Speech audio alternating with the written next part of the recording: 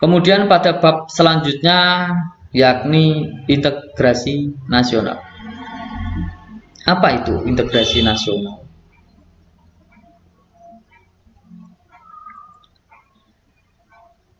Jadi di sini saya taruh gambar Cak Lontong itu biar kita mikir apa itu integrasi nasional. Konsepnya seperti apa? Jenisnya seperti apa?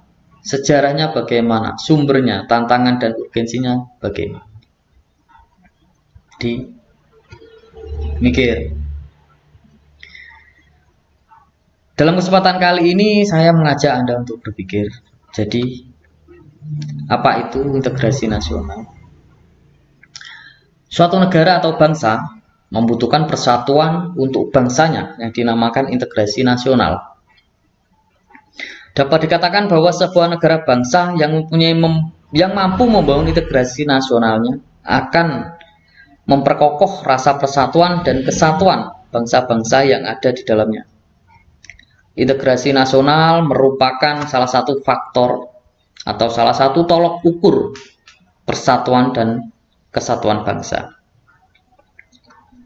Menurut Howard Wilkins, integrasi nasional merupakan penyatuan bagian yang terpisah dari masyarakat menjadi kesatuan atau keseluruhan yang lebih utuh, atau memadukan seluruh masyarakat kecil yang jumlahnya banyak menjadi satu kesatuan bangsa atau menjadi satu kesatuan negara.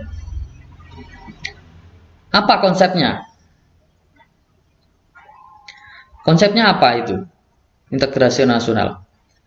Yang pertama, konsep integrasi nasional secara vertikal mencakup bagaimana mempersatukan rakyat dengan pemerintah yang hubungannya terintegrasi secara vertikal.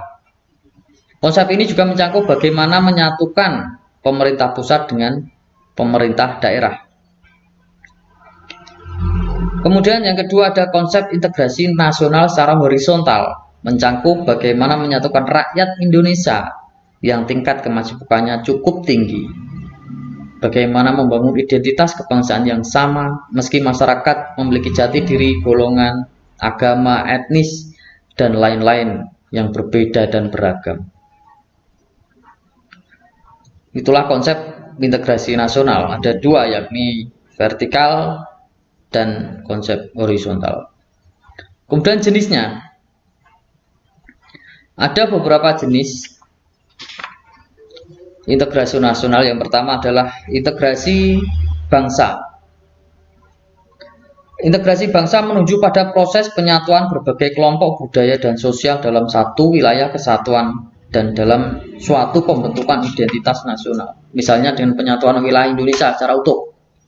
Seperti gerakan Aceh Merdeka yang berhasil dirangkul kembali untuk menjadi bagian dari Indonesia. Kemudian ada integrasi wilayah. Integrasi wilayah menuju pada masalah pembentukan wewenang kekuasaan nasional di pusat di atas unit-unit sosial yang lebih kecil yang beranggotakan kelompok-kelompok sosial budaya masyarakat tertentu. Kemudian ada integrasi nilai, menunjuk pada adanya konsensus terhadap nilai yang minimum yang diperlukan dalam memelihara tertib sosial. Kemudian pengalaman mengembangkan Pancasila sebagai nilai integratif terus-menerus dilakukan. Misalnya melalui kegiatan pendidikan Pancasila, baik dengan mata kuliah di perguruan tinggi atau di mata pelajaran di sekolah. Yang keempat ada integrasi elit massa. Apa itu integrasi elit massa? Yakni menuju pada masalah penghubungan antara pemerintah dengan pemerintah atau pemerintah dengan pemerintah yang di bawahnya atau yang diperintah, mendekatkan perbedaan mengenai aspirasi dan nilai pada kelompok elit dan massa. Kemudian ada integrasi perilaku atau integrasi tingkah laku, menunjuk pada penciptaan tingkah laku yang terintegrasi dan yang diterima demi mencapai tujuan bersama, seperti pembentukan lembaga-lembaga ataupun birokrasi. Dalam realitas nasional, integrasi nasional dapat dilihat dari tiga aspek, yakni aspek politik, ekonomi, dan sosial budaya. Integrasi politik. Yang pertama, Dalam tataran integrasi politik terdapat dimensi vertikal dan horizontal. Dimensi yang bersifat vertikal menyangkut hubungan elit dan massa, baik antara elit politik dengan massa pengikut atau antara penguasa dengan rakyat, guna menjembatani celah perbedaan dalam rangka mengembangkan proses politik yang partisipatif. Kemudian dimensi horizontal menyangkut hubungan yang berkaitan dengan masalah teritorial, antar daerah, antar suku, umat beragama, dan golongan masyarakat Indonesia. Yang kedua ada integrasi ekonomi. Integrasi ekonomi berarti terjadinya saling tergantungan antar daerah dalam upaya memenuhi kebutuhan hidup rakyat. Adanya saling ketergantungan menjadikan wilayah dan orang-orang dari berbagai latar akan mengadakan kerjasama yang saling menguntungkan dan sinergi.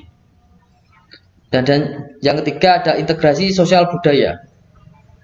Integrasi ini merupakan proses penyesuaian unsur-unsur yang berbeda dalam masyarakat sehingga menjadi satu kesatuan. Unsur-unsur tersebut dapat meliputi ras, etnis, agama, bahasa, kebiasaan, sistem nilai, dan banyak lain yang sebagainya. Kemudian bagaimana sejarahnya integrasi nasional di Indonesia? Menurut Suroso 2002, ada 3 model integrasi dalam sejarah perkembangan integrasi di Indonesia, yakni model integrasi Imperium Majapahit, kemudian model integrasi kolonial, dan yang ketiga model integrasi nasional Indonesia sekarang ini. Integrasi model ketiga yang dimaksud untuk membentuk kesatuan yang baru, yakni bangsa Indonesia yang merdeka, memiliki semangat kebangsaan atau nasionalisme yang baru atau kesadaran kebangsaan yang baru. Dan itu integrasi nasional yang dipakai sampai sekarang ini. Kemudian sumber. Jadi ada beberapa faktor yang diharuskan untuk membentuk integrasi nasional. Di sumbernya integrasi nasional itu yang pertama, perasaan senasib dan seperjuangan. Satu di antara faktor pendukung integrasi nasional yang paling utama ialah perasaan senasib dan seperjuangan. Hal tersebut muncul saat masa penjajahan, di mana warga Indonesia bersatu untuk merdeka karena dilandasi keinginan yang sama, tanpa memedulikan suku, agama, ras, dan golongan. Sumber yang kedua adalah keinginan untuk bersatu. Satu di antara peristiwa yang menunjukkan keinginan persatuan Indonesia adalah Sumpah Pemuda pada tanggal 28 Oktober 1928. Warga Indonesia ingin bersatu dalam semangat perjuangan yang sama sesuai cita-cita nasional. Sumber yang ketiga adalah rasa cinta tanah air. Faktor yang mempengaruhi integrasi nasional juga karena adanya rasa cinta tanah air di kalangan bangsa Indonesia. Hal itu dibuktikan pada masa perjuangan dalam merebut dan menegakkan serta mengisi kemerdekaan Republik Indonesia sampai dengan sekarang ini. Kemudian ada budaya gotong royong, yakni faktor pembentuk integrasi nasional. Bisa timbul adanya budaya gotong royong. Seperti diketahui, budaya gotong royong merupakan ciri khas kepribadian bangsa Indonesia secara turun-temurun sejak dulu dan tetap dipertahankan hingga sekarang ini. Kemudian sumber yang terakhir adalah antisipasi ancaman asing. Mengapa ini penting? Karena antisipasi ancaman dari asing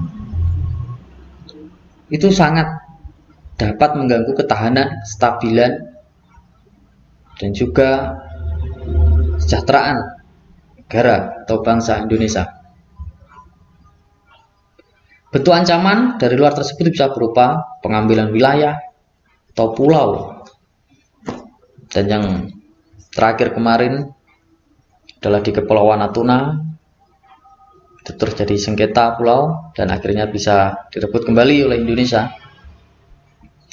Dan itulah mengapa diperlukan integrasi nasional.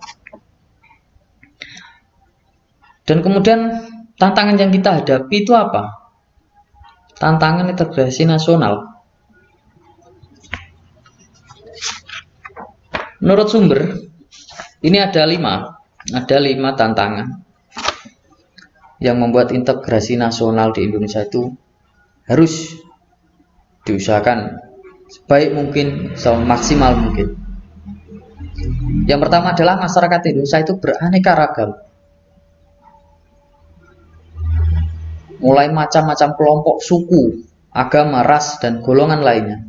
Bahkan tercatat ada ribuan suku bangsa di Indonesia, yang membuat integrasi nasional menjadi terhambat karena mencoloknya perbedaan yang ada. Itu adalah sebuah kekayaan, tapi juga tantangan bagi kita untuk tetap melanjutkan usaha integrasi nasional. Yang kedua adalah wilayah Indonesia yang luas. Wilayah Indonesia yang luas dapat menghambat integrasi nasional. Seperti diketahui, Indonesia merupakan negara kepulauan yang memiliki lebih dari 17.000 pulau dan ribuan kilometer persegi lautan.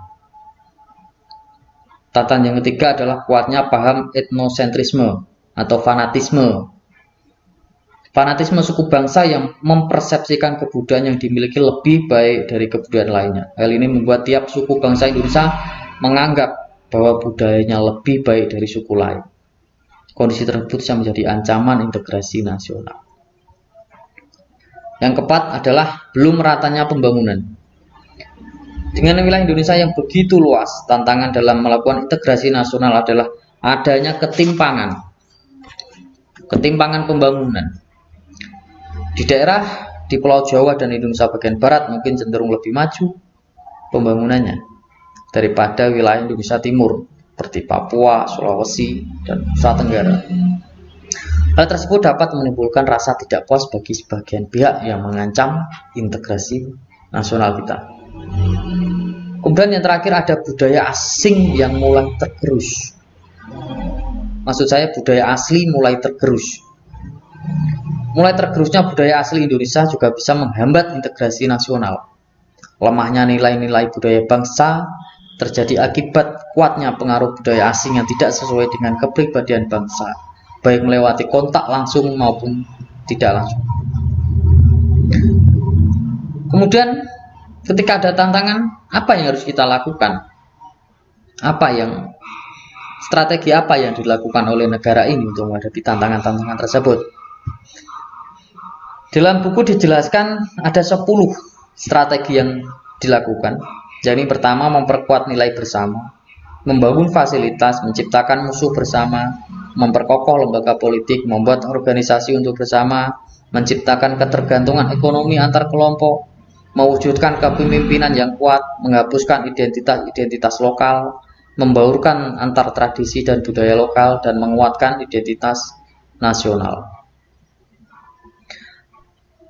Kemudian yang terakhir adalah urgensinya apa?